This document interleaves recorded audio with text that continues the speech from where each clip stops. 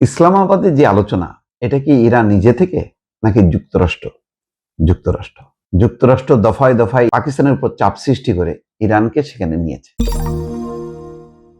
নিশ্চয়ই যুক্তরাষ্ট্র যথেষ্ট পরিমাণ ছাড় দিয়েছে। ইরানও দেখছে যে না, এই যুদ্ধ অব্যাহত রাখলে শুধু ইরানের ক্ষতি না, মধ্যপ্রাচ্যের ক্ষতি এবং বিশ্বের ক্ষতি। সব দেশ তাকিয়ে আছে ইরানের দিকে।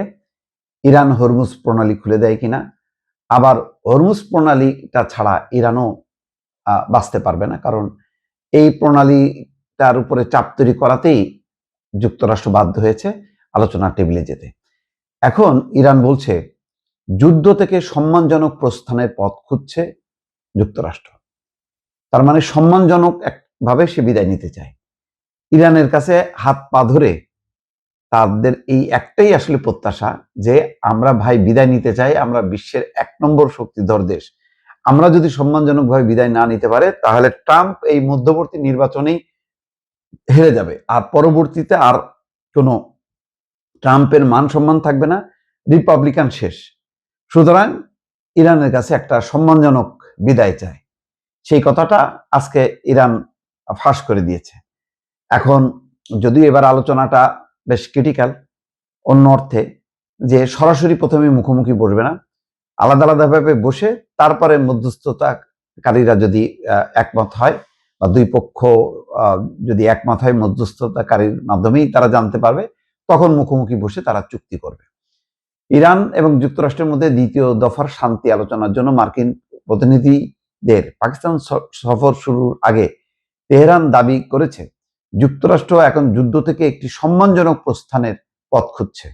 শনিবার ইরানের প্রতিরক্ষা মন্ত্রণালয় এই মন্তব্য করেছে। প্রতিরক্ষা মন্ত্রণালয়ের একজন মুখপাত্রকে উদ্ধৃত করে ইরানের সংবাদ মাধ্যম ইসনা বলেছে, বর্তমানে আমাদের সামরিক শক্তি একটি প্রভাবশালী অবস্থানে রয়েছে। শত্রু এখন যুদ্ধের এই চোরাবালি থেকে বাঁচতে এক সম্মানজনক প্রস্থানের পথ খুঁজছে, যেখানে তারা আটকা পড়েছে। মার্কিন প্রতিনিধি স্টিভ উইটকফ এবং জারেড কুশনার বর্তমানে ইসলামাবাদের পথে রয়েছে। এমন এক সময় ইরানের পক্ষ থেকে এই কঠোর মন্তব্য এলো। যদিও ইরানের রাষ্ট্রীয় সংবাদ মাধ্যমগুলো জানিয়েছে যুক্তরাষ্ট্রের সঙ্গে সরাসরি কোনো আলোচনার পরিকল্পনা নেই দেশটি। অর্থাৎ ইরানের যা বলার বলবে, যদি চুক্তি হলেও হলো, এরপরে সে রাশিয়ায় যাবে এবং সম্ভবত ওমানেও যাবে। তো রাশিয়ার সাথে গুরুত্বপূর্ণ হলো এই যে ইরান একটা প্রস্তাব আনতে চায় জাতিসংঘে যে আর কখনোই ইরানে হামলা করা হবে না, এমন একটা নিশ্চয়তা জাতিসংঘের মাধ্যমে ইরান আনতে চায় বা নিশ্চয়তা চায়, যেখানে রাশিয়া যাতে সমর্থন করে। তো যাক, রাশিয়ার সমর্থন না করার কোনো কারণ নেই। রাশিয়ার জাহাজ শুল্কমুক্ত করা হয়েছে, কোনো ফি দিতে হবে না।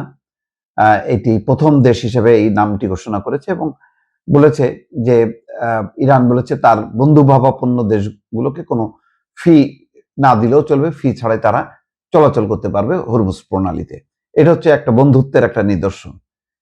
এদিকে ইসলামাবাদে ইরান যুক্তরাষ্ট্র দ্বিতীয় দফা শান্তি আলোচনার প্রস্তুতি, সেখানে বলা হচ্ছে হোয়াইট হাউসের মার্কিন প্রতিনিধি স্টিভ উইটকফ বলছেন যে প্রেসিডেন্ট ট্রাম্পের জামাতা জারেড কুশনার আজ শনিবারই পাকিস্তানে পৌঁছেছেন।